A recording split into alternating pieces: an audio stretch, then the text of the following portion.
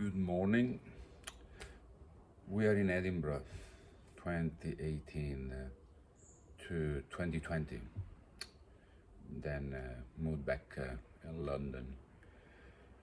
I left London in 2018 to follow a soul calling that wanted me to move in this beautiful city, in this beautiful country, that's Scotland, for a reason that at the time I wasn't sure what it was about, but I knew that I have to leave and relocate myself in London.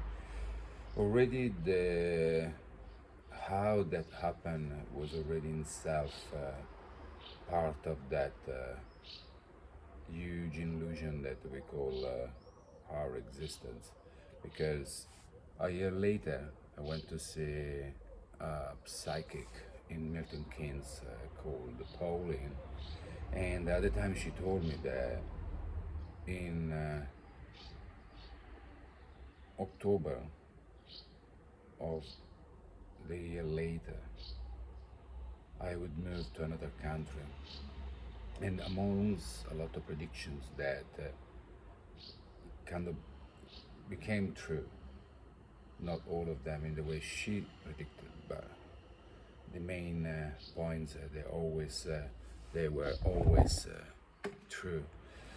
But the relocation in October of the year later, it did happen, and it happened when I did forget about it, and only when I finally moved and settled in Edinburgh, I remember that Pauline predictions. That's exactly what she said.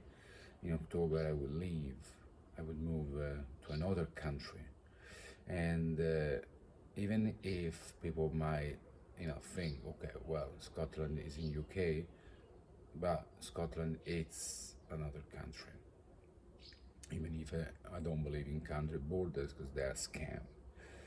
So Edinburgh was already part of that big picture that was going to unfold, and what happened next was just another puzzle of this bigger picture. So while in Edinburgh, already the famous or wonderful law that we call it in many names. We call it a law of attraction. We can call it energy attract energies. We can call it creations, or we can believe that we are gods creating, and so on. So you can call it in whatever name you like, but it's I basically learned in the past that I could attract to me literally almost anything, at least in this plane of reality. And when I arrived in Edinburgh, so what I wanted at the time was to step up in the coffee industry and learn more, understand more about coffee and the coffee brewing and the flavors and so on. And I knew that if I wanted to learn more about it, I needed to get a job for a company that basically was serious about coffee.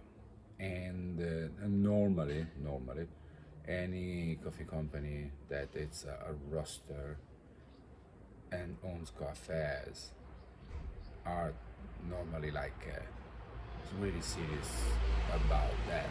So that's what I did.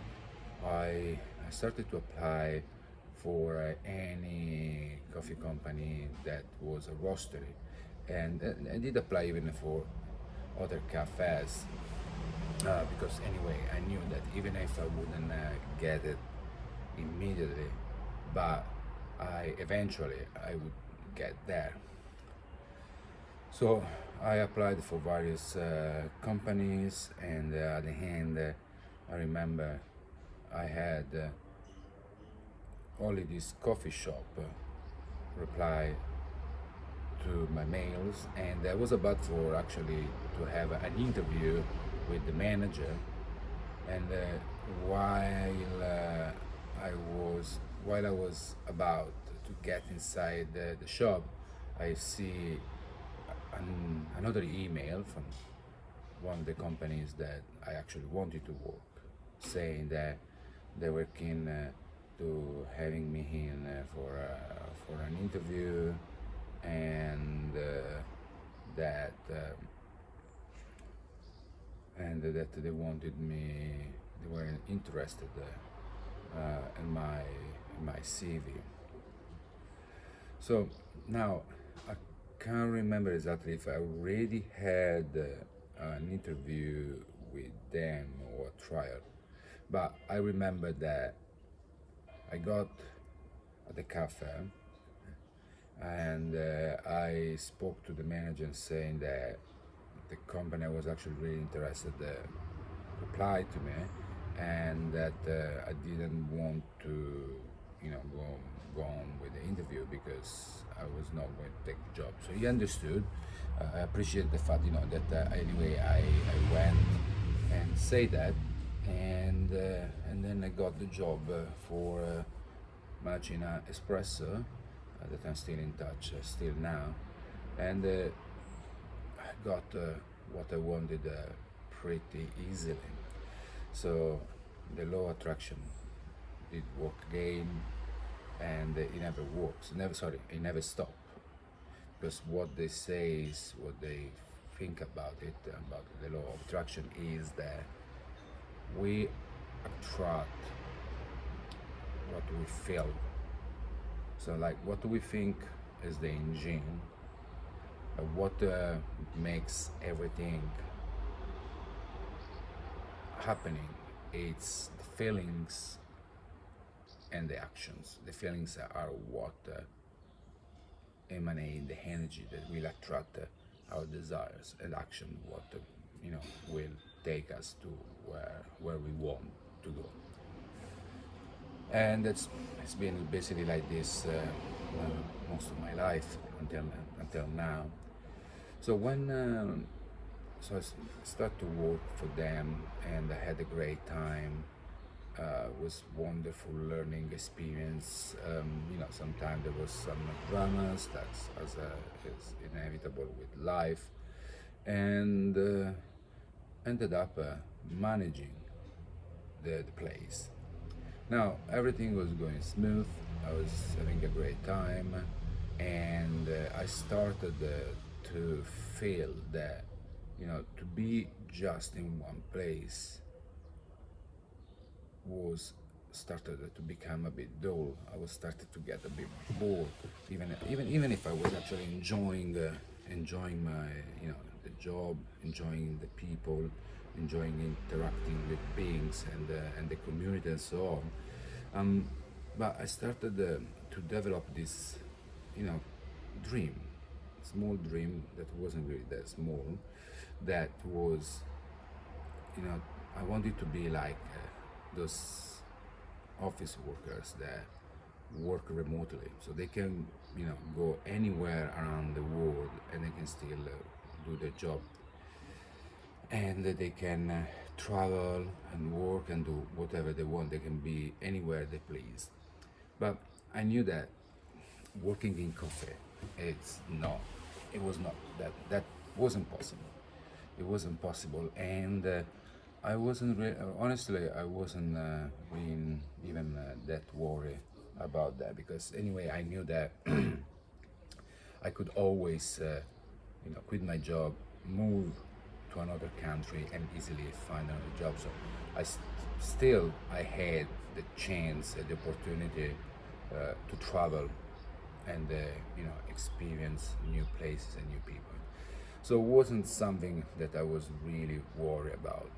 So, you know, during my stay in Edinburgh, every now and then I would, I would imagine, to be able to, you know, go anywhere and work and then pack my bag and then move somewhere else and work and so on.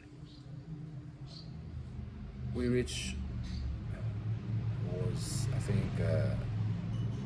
February 2020, and in a month I was about to leave. My brother lived in Malta. I went there for a holiday. I loved the island. I decided that I wanted to spend a couple of years working there. So I quit my job, and in February, a month before leaving, I was about, to get ready for this new adventure,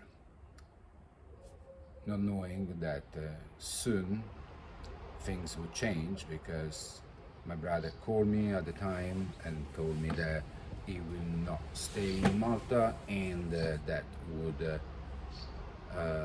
move in London with his family, saying that Maltese were racist, and because my brother, well, now ex-wife, was from Ethiopia and my niece mixed race, like didn't want for them to live in a racist country like Malta, and London, knowing, we know London is a multicultural city, so we felt that that was the better place for them.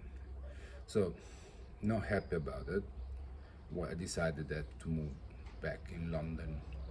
Even that, there was again synchronicities and events and transformation and change in the reality or timeline shift that got me to meet again someone that I'm actually now together.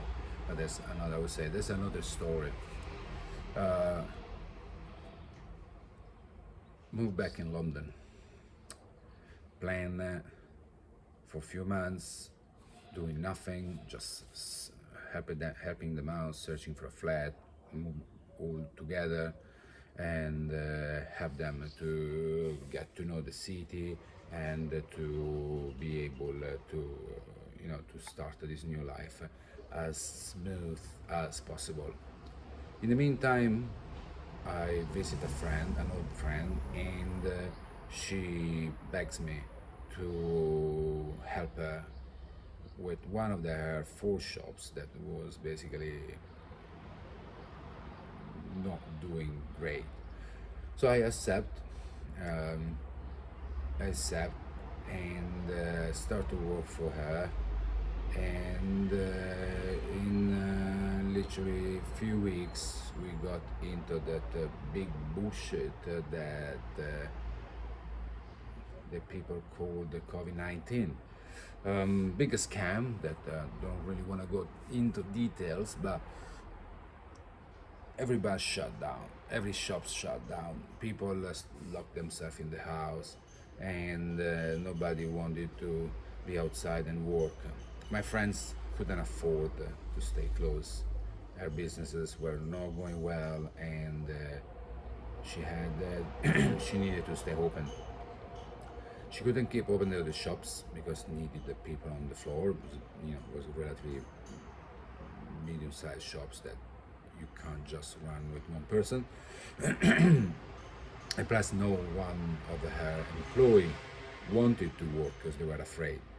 I was the only card left because since the beginning, I didn't believe in the narrative. I didn't believe in what COVID-19 was. I didn't believe in what they were telling us that it was, and I knew, I could feel that it was a huge scam.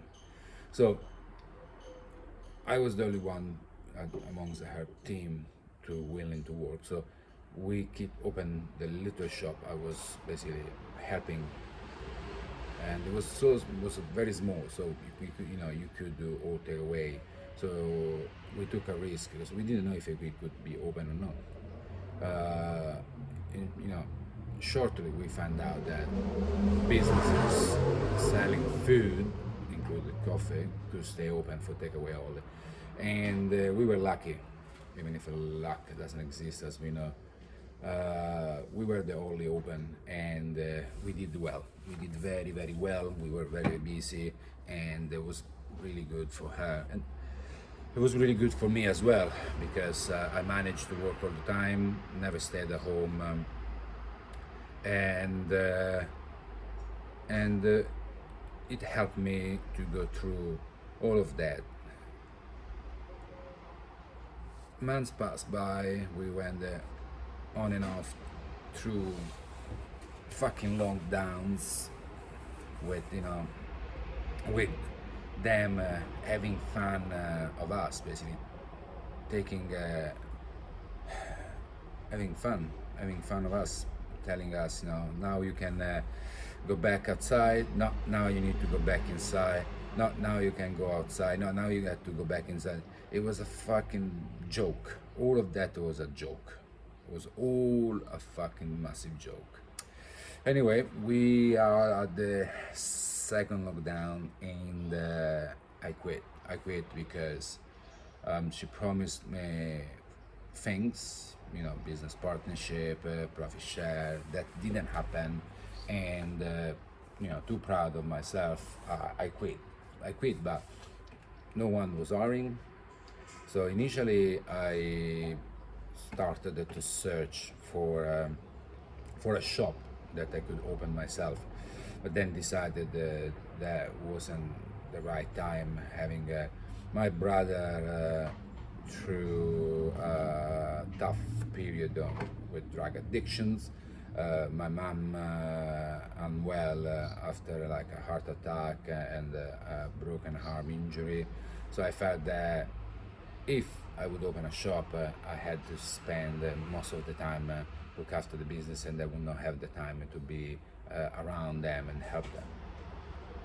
So a friend a while ago, I think a few years before, even before I moved to Edinburgh, a friend told me about this freelance barista app that I never heard about.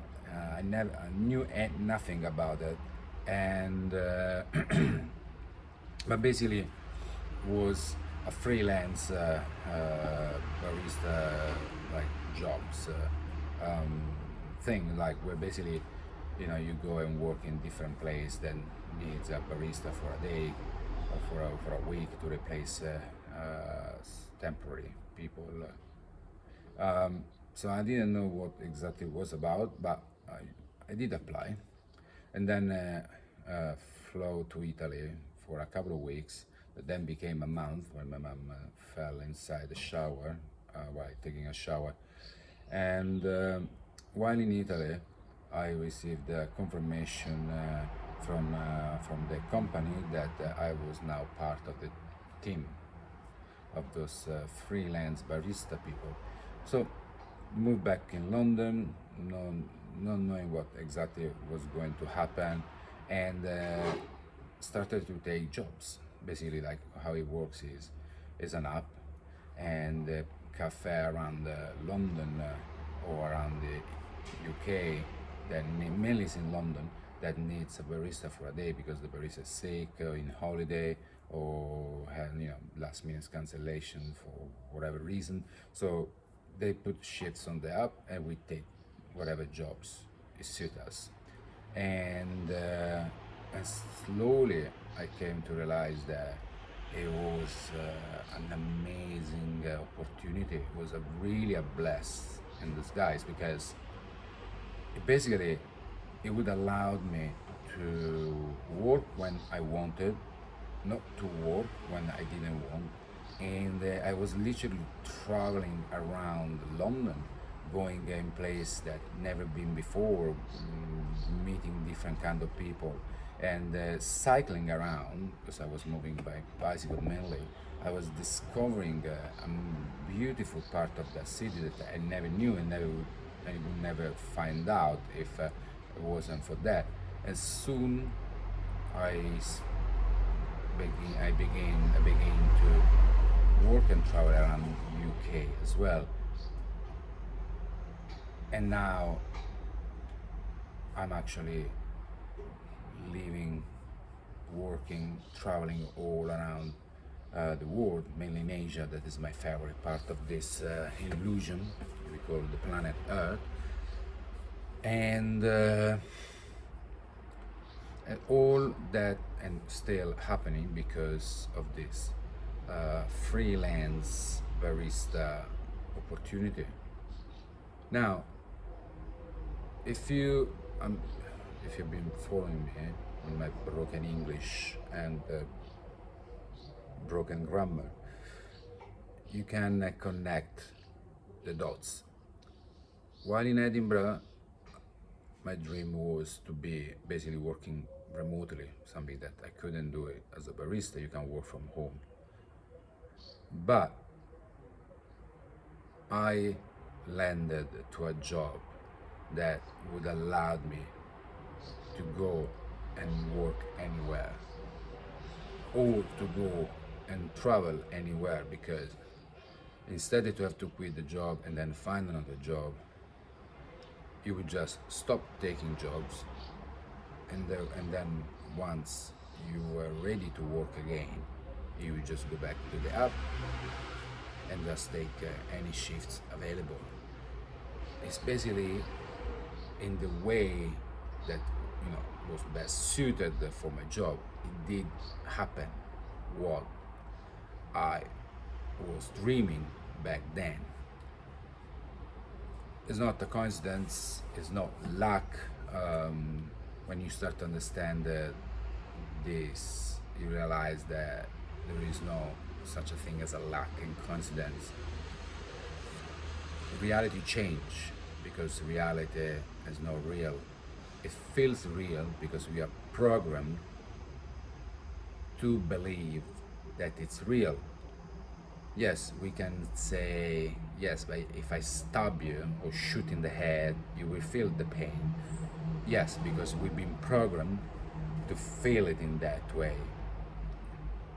But reality, or the so-called reality, is not real. And it changed, and it is shaped, and this is based on my personal experiences, is shaped by what you believe and what you feel.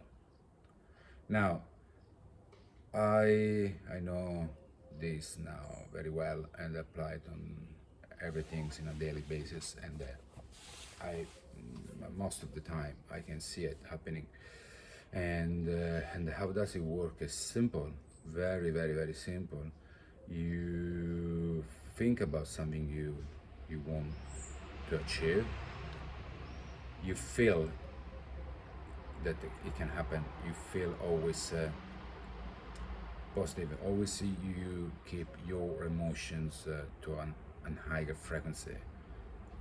And then actions. Actions is what obviously takes you to there. So emotions are literally what create. So what you feel, it literally is gonna create the situation. That means that if you're feeling good, so you're in higher frequencies, the reality will become a happy, positive one. Or you can say whatever, if you believe that the timeline shift, it will take you to a timeline where you're happy. But if you feel bad, if your energy are low, then the timeline or the reality will shift in something that will just reflect what you feel. That's why nowadays I do all I can to keep my inner emotions, so my inner frequencies, my inner energies, always in a state of peace or joy, because I'm very, very conscious that that's what dictates what is gonna show up in my life. Because yeah, it's true that actions is what brings to you what you want, but at the same time, your inner energies is what moves you in the right direction or in the wrong direction. So that's why it's very important that you keep that energies always balanced, always in peace, or in a state of joy. So that means, yes, you will have bad days, we all have it emotionally, but you have the power to shift that feelings quickly once you're conscious that feelings, if not changed, will bring to you things you don't want. Now, I I wrote, a post about it, and I call it "There Is No Spoon." The reason why, because there is this scene from The Matrix, beautiful movie, that was for me was like mind-opening. I mean, I was already in that path, so watching the movie was just like an answer and confirmation and a better understanding. Obviously, I attracted to me, obviously, because I watched the movie not when it was released, but years later. And there is a scene very powerful when the main character go to see a fortune teller, and while waiting in the hall, in the living room, there is this little kid, little monk, bending spoons. So Neo, the main character, curious, look at him, and the kid tells him,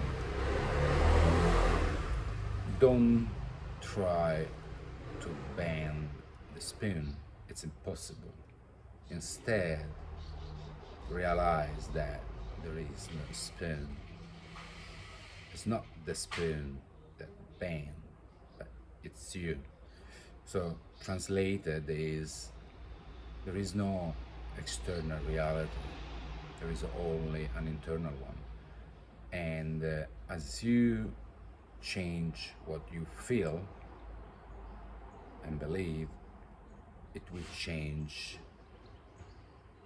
the external, it will change the reality. So don't try to bend the spoon, so don't try to change the external reality, because you can't, it's impossible, because it's within. But if you change what you feel within, it will change the external.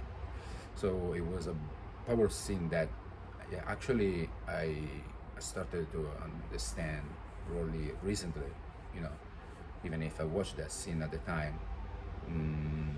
But that message became more powerful now, while one after I start to understand more about how all of this, it's some sort of really amazingly well sophisticated, basically program, like a computer program. So I obviously don't have the answers what we really are into it.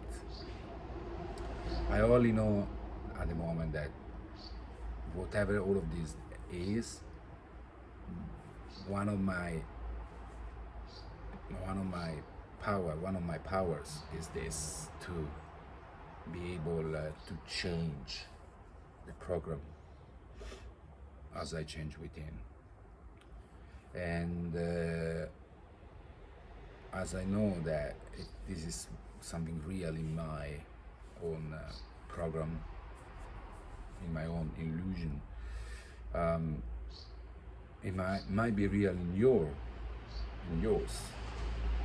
But all you need to do is to try and see if that is the case. Have a wonderful day, my friends, and I hope that was of help. Okay? Ciao.